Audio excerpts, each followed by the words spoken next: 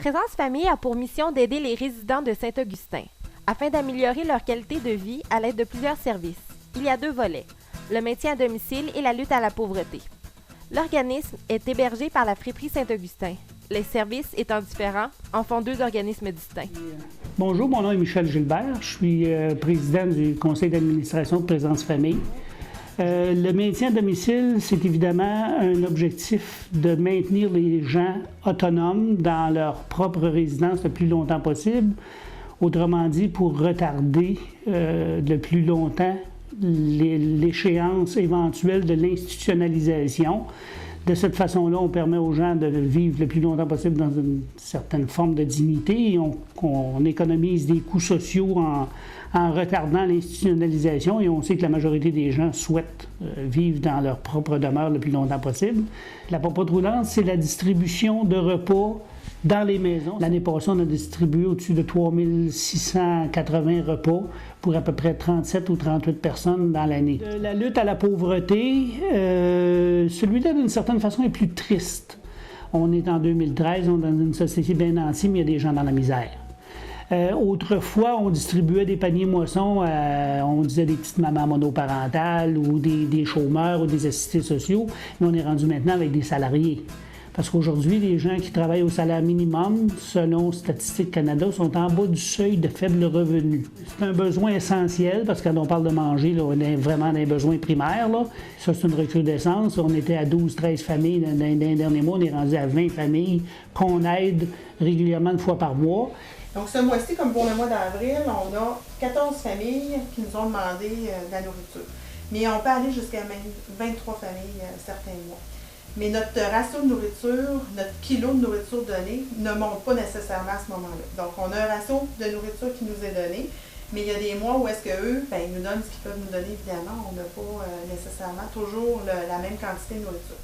Donc, c'est une aide, oui, temporaire. Ça nous fait plaisir de les aider, mais aussi de les aider à se remettre sur pied, à se reprendre en main, et à les référer, si besoin, à d'autres organismes qui vont pouvoir les aider, disons, soit dans la recherche d'emploi, soit dans les soins aussi. Ça arrive des fois qu'il y a des bénéficiaires qui ont simplement besoin de soins de santé. Présence Famille, ça fonctionne avec plus de 140 bénévoles. Il n'y a que 3 employés. Les bénévoles font du transport et accompagnement. Les bénévoles font justement de la popote pour les cuisines dépannage. Les bénévoles organisent les activités pour le club sportif. Ils peuvent choisir ce qui leur tente puis dire, moi, ce genre d'implication-là, venir faire de la popote, oui, ça m'intéresse. Une fois par mois, vous faites ça, OK, je vais y aller. D'autres faire du transport et accompagnement, ouais, moi, je vais y aller, ça me ferait plaisir d'aider des gens. Donc, il y a de quoi chacun peut y trouver son compte. C'est ce qui nous donne une certaine polyvalence dans la forme de bénévolat qu'on utilise. C'est important qu'ils nous réfèrent des gens qu'ils connaissent ou des amis ou des parents qui auraient besoin de nos services. C'est important qu'ils fassent les références. Puis évidemment, on ne peut pas passer sous le silence que c'est important qu'ils fassent des dons quand ils sont sollicités parce qu'étant un organisme à but non lucratif, on vit uniquement à partir des dons et des subventions gouvernementales qu'on obtient.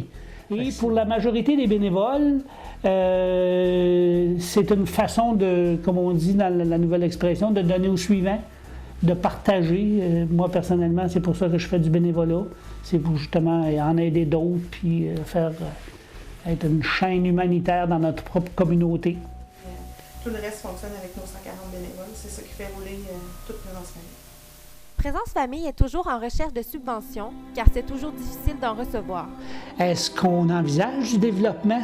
Oui, on envisage du développement. Puis je vais vous donner un exemple bien concret. Quand on parle de maintien à domicile, on parle de gens qui demeurent chez eux, on parle de gens pour lesquels on fait du transport accompagnement, mais on parle de gens qui souvent ont des pères aidants. Et on dit souvent que ces pères aidants-là ont besoin d'aide, ont besoin de support.